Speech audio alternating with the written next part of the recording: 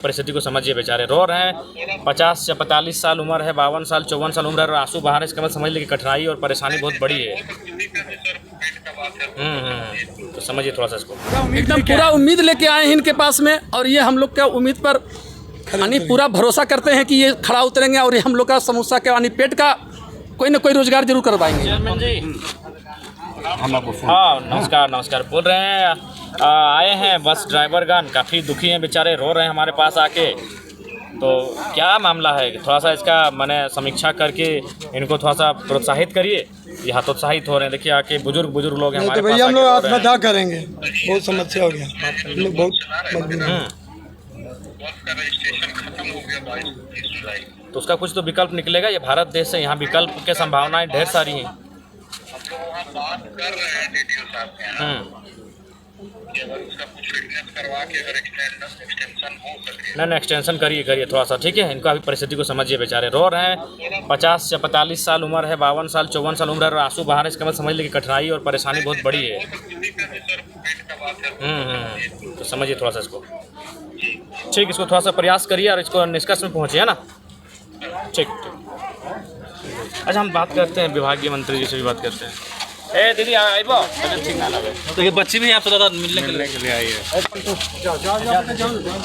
समस्या था, अभी आप लोग जो है डुमरी विधायक जयराम महतो के पास मिलने पहुंचे थे, अपनी समस्या आए थे अपना समस्या बताने के लिए कि अचानक हम लोग का सिटी बस बंद हो गया।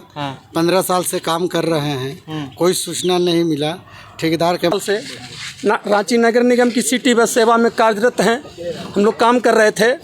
पिछले 26/7/2025 को हम लोगों ने गाड़ी को परिचालन रातू रोड से नया हाई कोर्ट तक के परिचालन किया और करने के बाद में शाम को खड़ा किया। और 27/7/2025 को सवेरे जब गाड़ी निकालने के लिए आए तो आदेश दिया गया कि गाड़ी को नहीं निकलेगा, गाड़ी को रोक दिया गया। अब उसी दिन से भैया हम लोग जो है कि रोड पर आ गए हैं। अब अगला ठेकेदार से हम लोग कह रहे हैं कि हम लोग को कोई काम दीजिए, रोजगार दीजिए या कुछ कीजिए। अब वो कुछ भी बोलने से मना कर रहे हैं, कह रहे हैं गाड़ी का आयु जो होता है 15 साल वो पूरा हो चुका है, अब वो गाड़ी रोड पर चलेगी नहीं। तो वो जो है कि अब रोड पर नहीं चलेगी तो मेरा बाल बच्चा परिवार रोड पर आ गया है। अब इसके लिए हमको कोई वैकल्पिक व्यवस्था दिया जाए।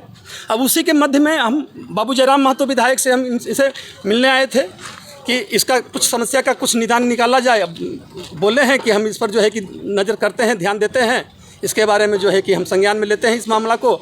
और किन्हीं से हाँ, विधानसभा सत्र में भी हम रखेंगे, जहाँ भी है इस बात को रखेंगे। अब पिछले 15 साल से हम यहाँ कार्यरत है, अब हम कहाँ जाएँ? हम लोग डेली प्रतिदिन कमाने खाने वाले व्यक्ति हैं। हम लोग जो दिन भर कमाते हैं उसी से मेरा शाम का चूल्हा जुटता है। अब कोई वैकल्पिक व्यवस्था हम लोग के पास नहीं है, ठेकेदार सीधा मना कर चुका है। अब हम लोग जाएं तो कहाँ जाएं, किसके पास जाएं? कैसे परिवार चल रहा है?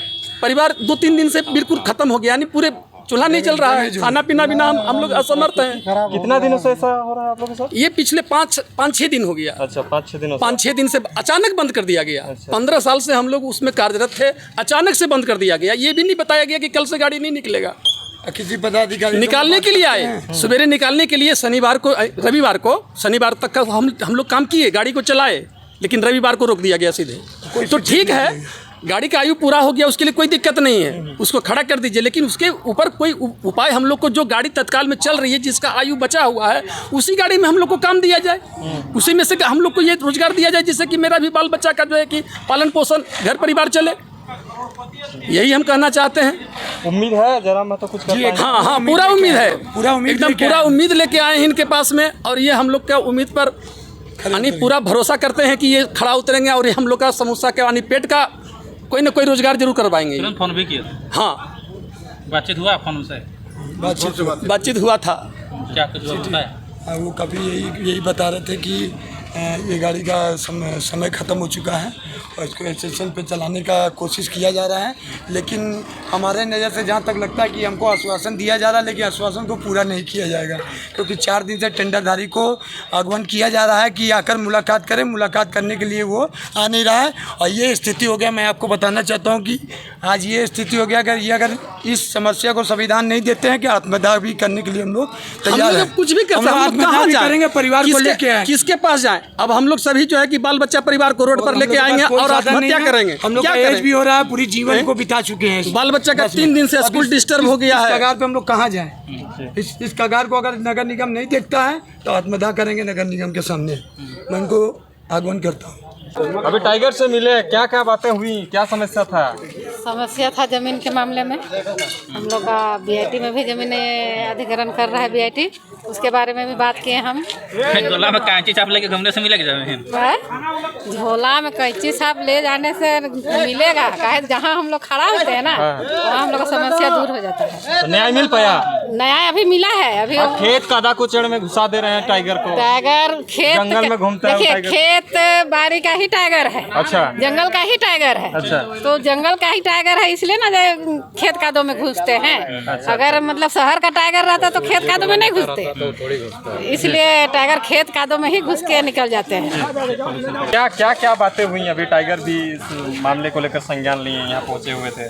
देखिए, चूँकि ये बड़गाई मामला का अंचल का मामला था और यहाँ रोड का, चूँकि ग्रामीण सर्वप्रथम है, हम बार बार बोल रहे हैं ग्रामीण सर्वप्रथम है, तो टाइगर जी आए, पूरे साइट का विजिट किए, देखे उन्होंने स्वेच्छा से एकदम अपने से कि भाई कितना जो कई एकड़ जो है ज़मीन प्रभावित हो रहा है, जिसके लिए साफ उन्होंने संकेत दिया है। उन्होंने सीधा डीसी से भी एक वार्ता की है कि भाई, और सीओ को भी बोले हैं कि इसको कॉम्प्रोमाइज़ किया जाए और रोड को छोड़ा जाए जी।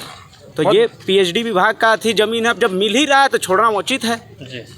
आज झारखंड में जो भी ज़मीनें हैं, वो ज़मीनें भुइंहारी, खुदकट्टी, कोड़कर इत्यादि ज़मीन है जो हमारे पूर्वजों के अधीन रही हैं। उस पर हमारा दखल रहा है, जोतकोड़ रहा है, और किसी कार्य योजना परियोजना के लिए हमारे पूर्वजों ने ही दिया है। लेकिन आज अगर कोई एक तो ज़मीन हमसे लेकर अगर एन पेन प्रकरण से कुछ दांव पेच से हमें ही अगर उस पर प्रतिबंधित करेंगे तो ये दुर्भाग्य की बात है। तो इसलिए आज यहाँ अंचल कार्यालय का जो रास्ता है वो अब 25 फीट की दूरी को छोड़ के अपना घेराबंदी कर ले, उनका अंचल भी सुरक्षित हो जाएगा। और उस 25 फीट की जो गली बन के सामने आएगी, उसमें ग्रामीणों को अपनी आबाद तक जाने का एक रास्ता भी मिल जाएगा। क्योंकि यहाँ मोटा मोटी हमें लगता है कई एकड़ों में खेती होती है, ज़मीन बहुत सारी खेत हैं यहाँ पर, तो निसंदेह एक बीच का रास्ता निकलना चाहिए और रास्ते से ही निकलेगा। मानसून सत्र शुरू हो रहा है, क्या इस मुद्दा देखने को मिलेगा? अब जी मानसून सत्र में विभिन्न प्रकार के मुद्दे दिखेंगे, चाहे वो ज़मीन संबंधित हो, रोजगार संबंधित हो, पलायन संबंधित हो, तमाम कानून संबंधित हो, बहुत सारे मुद्दे मानसून सत्र में दिखेंगे, बशर्ते सत्र बाधित ना हो। क्या लगता है कि ज़मीन का मुद्दा अधिकतर देखा जाता है झारखंड में? देखिए, ज़मीन, चूँकि मैं बार बार कहता आया हूँ कि झारखंडियों का सबसे बड़ा अभिशाप कहिए या वरदान कहिए, वरदान भी यही कि हमारे पास ज़मीन है, और शराब भी कि हमारे पास ज़मीन है, उसी पे सबकी नज़र है।